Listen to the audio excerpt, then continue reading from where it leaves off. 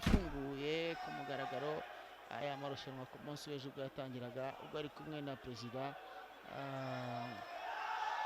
w'ishyirahamwe ry'umukino wa karate ku isi. Rero baracyakomeza hano amarushanwa uburyo agaragara ko ari danger. Konde Alassane Ali, aha ni amagabo ufite ibiro bigera kuri 84, ni ukuvuga ngo abandi bo niyo kategori no igezweho munsi y'abafite ibiro 85 nibo bagezweho. Rero ngubu nako ari umusore kabisa, akwepa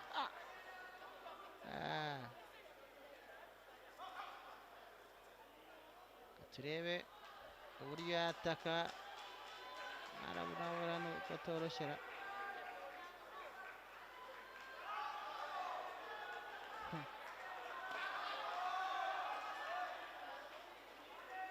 Ibintu byo gufata ntabwo birimo kandi arabizi ko bitemewe, bifatafata.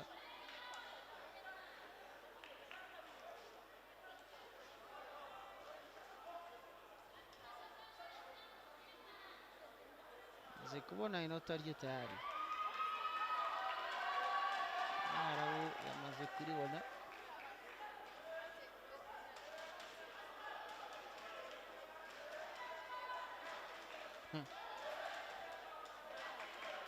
Shindano ukiendelea,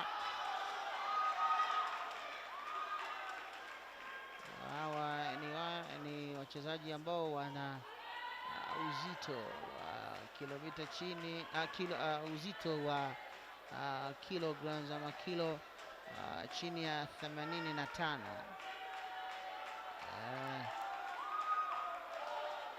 Endelea kupambana hapa. Nigeria tayari ameshapata alama moja, wakati mwenzake kutoka Cameroon hajapata lolote, ikiwa inasalia dakika 1 sekunde 57.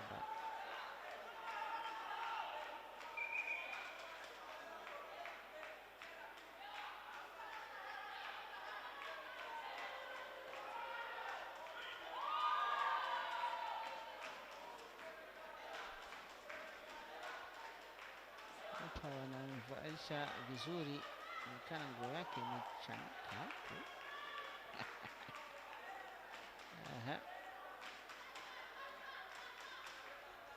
Anaendelea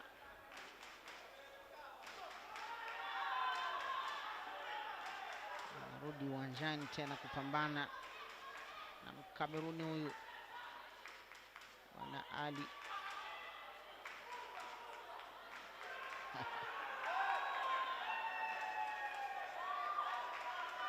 Baada ikubali kusukumana,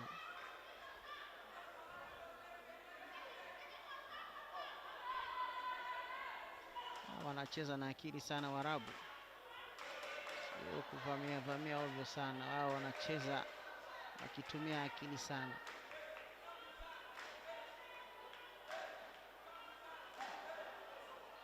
Jaribu kufanya attack, lakini yeye anamuvizia tu.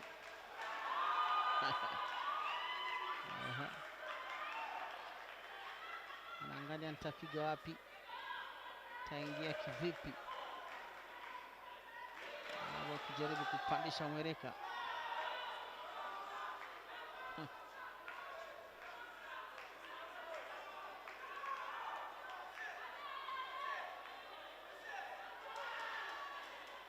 Konde Alassane anapigwa ngumi huyo, amepigwa ngumi kwenye pua, ameumia.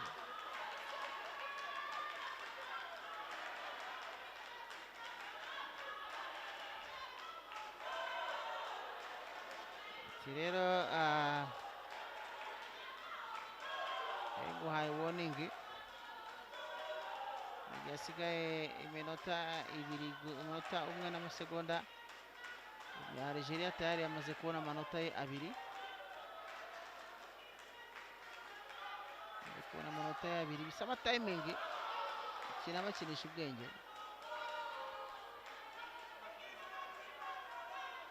ikina bakinisha ubwenge ko ahangaha uzubara gato agushyiramo ikintu inota rikaba ririnjiye, kora ikosa gatoya ukaba ugenda ugabanya amahirwe yo kuba watsinda nubwo baba watsinze. Bigaragara ko uyu mukino ushobora kurangira ku manota make cyane nkurikije uko mbibona. Bombi batinye kwatakana, batinye kwatakana bagenda bacungana kugira ngo bakore counter attack, ubundi iyo barenze yageze amasegonda 10 habaho icyo bita passive, ni ukuvuga ngo umukino bawubihije ntago barimo kwatakana, niyo mpamvu ubona bakora kiriya kiganza ati tayari wowe ni Algeria watsinze, yamaze gutsinda.